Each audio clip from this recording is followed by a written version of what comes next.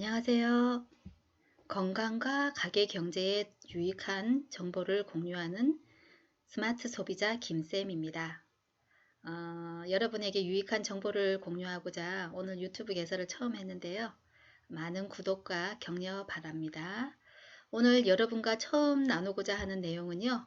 우리 가족 건강 생활정보 1탄 경피독에 관한 내용입니다. 여러분 혹시 경피독에 대해서 들어보셨나요?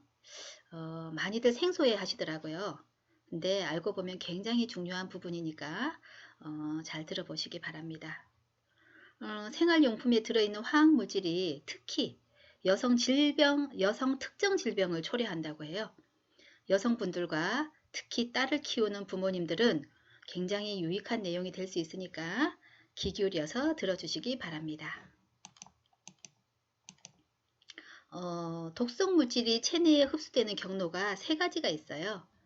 폐와 코와 목이 매개체가 되어서, 즉 호흡을 통해서 독성 물질이 우리 체내에 흡수되는 점막 흡수, 그리고 입이 매개체가 되어서, 즉 음식물을 통해서 독성 물질이 우리 인체에 흡수가 되는 경구 흡수, 그리고 피부가 매개체가 되어서, 즉 샴푸라든지 화장품이라든지 세제라든지 이런 피부를 통해서 독성 물질이 흡수가 되는 경피 흡수가 있는데요. 우리가 걱정했던 경구 흡수와 점막 흡수는 다행히도 한 90% 정도가 장과 간에서 해독이 돼서 배출이 된다고 해요. 근데 우리가 소홀히 여겼던 피부를 통해서 들어오는 이런 경피독은 생각보다 굉장히 좀 심각하더라고요.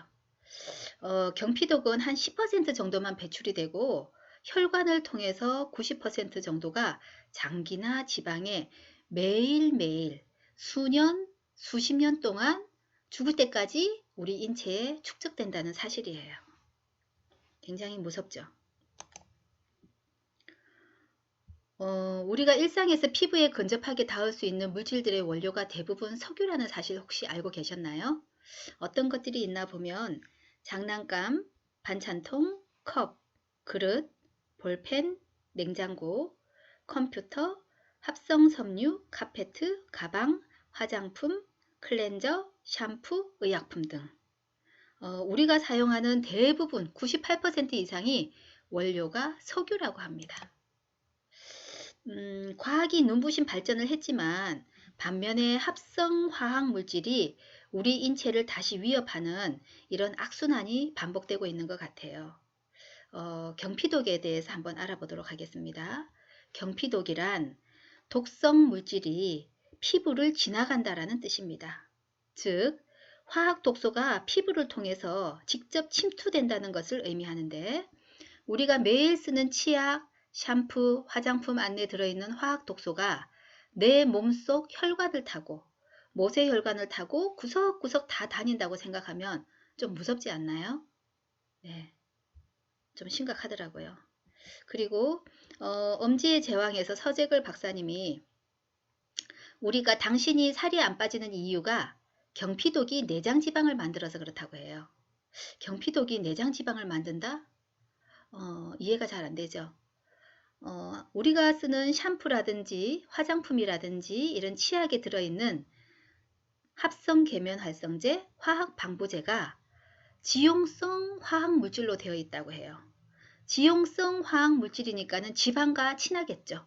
그래서 이 화학 물질이 우리 체내에 들어가서 지방에 축적된다고 해요. 그래서 우리가 아무리 다이어트를 해도 내장 지방이 잘 빠지지 않는다고 하는 겁니다. 놀랍지 않나요? 우리는 지금까지 먹는 것에 굉장히 주의를 했잖아요. 유기농 식품, 무농약 식품, 친환경 식품 등. 그런데 식품을 통하여서 들어온 독소는 90% 정도가 장과 간에서 해독돼서 배출되는 반면에 피부를 통해서 들어오는 독은 우리의 건강을 위협하고 있다는 사실을 우리가 굉장히 간과하고 있다는 사실을 알게 되었습니다.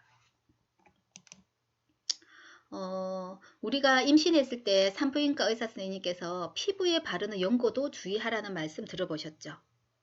내 몸에 바르는 연고가 왜 태아에게 위험할까요? 그 이유는 혈액을 타고 태아에게 전달되기 때문이라고 말씀하십니다. 바른다는 것은 피부에 국한된 것이 아니라 피부로 스며들어서 혈액을 타고 체내 어디든지 침투가 가능하고 어떤 장기에도 영향을 미칠 수 있기 때문에 당연히 태아에게도 영향을 미칠 수 있겠죠. 유해 화학 물질을 보통 호르몬과 유사한 물질이고 또 환경에서 주로 오는 물질이라고 해서 환경 호르몬이라고 말합니다. 우리가 환경 호르몬 많이 들어봤잖아요. 근데 이 환경 호르몬은 우리 몸에서 만들어진 호르몬이 아니라 산업활동을 통해서 생성되는 화학 물질인데 왜 이 화학 물질에 호르몬이라는 타이틀이 붙었을까요? 저도 사실은 그냥 지나치고 진지하게 생각을 하지 않았었는데 이렇게 공부를 하다 보니까 그 왜 환경 호르몬이라는 이름이 붙여졌는지 알게 되더라고요. 비교적 여성분들이 노출되어 있는 질병이 경피독과 관련되어 있습니다. 왜냐하면 유해 화학 성분이 인체에 흡수되어서 배출도 안 되어서 계속 쌓이잖아요. 그러면서 이 화학 성분이 여성 호르몬인 척 교란 작용을 한다고 해요. 아까 이제 호르몬 이름이 붙었잖아요. 호르몬인 척 하기 때문에 그래요.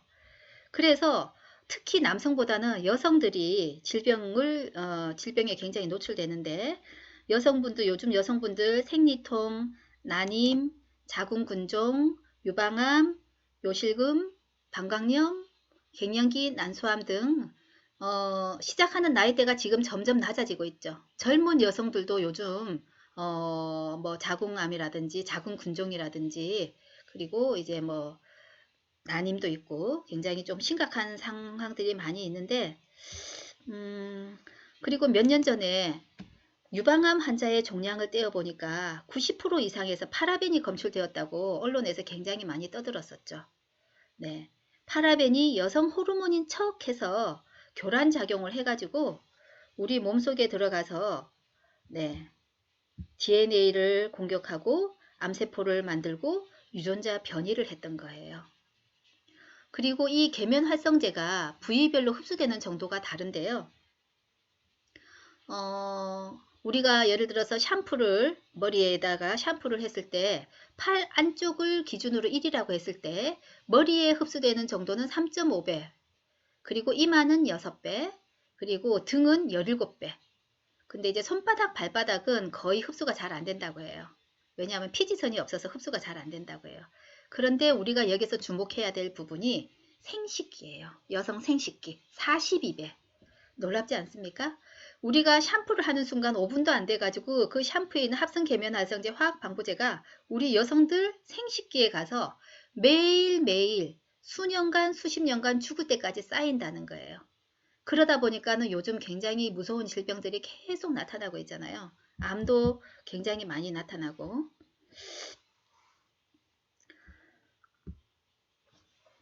여성분들이나 특히 딸을 두신 부모님들은 생식기 건강을 위해서도 반드시 천연 제품을 사용하시기를 권해드립니다. 이분은 사무엘 앱스틴 박사님이신데요. 미국의 노벨상 수상자이시고 암예방협회 의장이자 발암물질만 40여 년간 연구하신 분이세요. 이분이 평생 암을 연구하다 보니까 우리가 걱정했던 흡연으로 암에 걸릴 확률은 25%에 불과하고 화장품, 생활용품 등으로 암에 걸릴 확률은 무려 75% 정도가 된다고 해요. 즉 우리가 매일매일 쓰는 생활제품 속에 있는 유해 화학 성분이 암의 주 원인이라는 놀라운 사실을 발표하셨습니다. 자, 그러면은 여기서 우리가 제품을 구매할 때 꼭 유의해서 살펴볼 유해 화학 물질에 대해서 알고 넘어야 가야 되겠죠. 왜냐하면 우리가 그동안 뭐가 이렇게 우리한테 유해한지 몰랐기 때문에 그냥 우리가 그냥 쓰고 있잖아요. 근데 만약에 이 성분을 알고 나면, 그리고 우리가 쓰는 제품에 이 성분이 있다는 걸 알고 나면 못 쓰게 될 거예요, 아마. 저는 지금 그렇더라고요. 그래서 저는 저희 집은 전부 다 천연으로 바꿨거든요. 네. 자, 그러면 화학 계면 활성제의 대표적인 두 가지가 있어요. 여러분이 쓰시는 샴푸, 뭐 린스, 바디워시, 그리고 주방세제, 세탁세제, 그리고 하다못해 클렌저, 치약까지도 들어있습니다. 대부분 90% 이상의 이 두 가지 성분이 들어있습니다. 이 유튜브를 보시고 바로 집에 있는 샴푸라든지 클렌저라든지 주방세제, 세탁세제 꼭 확인해 보시기 바랍니다. 자, 이름이 소듐 라우릴 설페이트, 소듐 라울레스 설페이트. 굉장히 어렵죠? 네. 근데 이제 이게 길어서 이게 간단하게 약자로 SLS, SLES로 많이 표기하게 하고요. 또한 사람들 많이 좀 이제 혼돈되라고 더 어려운 말로 라우릴 황산 나트륨, 라우릴 에테르 황산염이라고도 표기가 되어 있습니다. 네, 요 세 가지 중에서 이름이 이제 있으면은 꼭 이제 확인하시고 좀 멀리 하시기 바랍니다. 주의하시고요. 그리고 화학 방부제에 아주 또 친한 삼총사가 있어요. 파라벤, 페녹시에탄올, BHT. 근데 몇 년 전에 파라벤이 굉장히 물의를 일으켜서 요즘은 파라벤은 소비자들이 잘 아니까 안 사용하고 요즘은 주로 페녹시에탄올과 BHT를 사용하니까 꼭 확인하시기 바랍니다. 대부분 다 들어있을 거예요. 화장품에도 들어있습니다. 화학 방부제. 페녹시에탄올, BHT 거의 다 들어있어요. 확인해 보세요. 우리가 많이 쓰시는 유명한 화장품에도 다 들어있습니다. 그래서 여기 TV에서 박사님들이 말씀하셨는데 일부 세정제에는 국제암연구소에서 1군 발암물질로 분류한 계면활성제가 포함되어 있고 그리고 모든 화장품에는 방부제가 필연적으로 들어갈 수밖에 없어요. 근데 그 방부제가 화학 방부제냐 천연 방부제냐 그게 문제죠. 꾸준히 위험성이 제기되고 있는 방부제 세 가지 방금 말씀드렸죠. 파라벤, 페녹시에탄올, BHT. 자, 이 파라벤 계열의 성분이 대표적인 호르몬 교란 물질이라는 거 다시 한번 강조합니다. 자, 그래서 근데 이제 이 화학 방부제는 너무 저렴한 방면에 천연 방부제는 무척 고가라고 해요. 오직 이윤만 추구하는 대부분의 기업에서 이 저가의 방부제를 선택하고 있죠. 알고 보니 천연 방부제랑 화학 방부제랑 가격 차이가 리터당 1000배 차이. 천연 계면 활성제랑 합성 계면 활성제랑 리터당 100배 차이. 엄청 차이 나죠.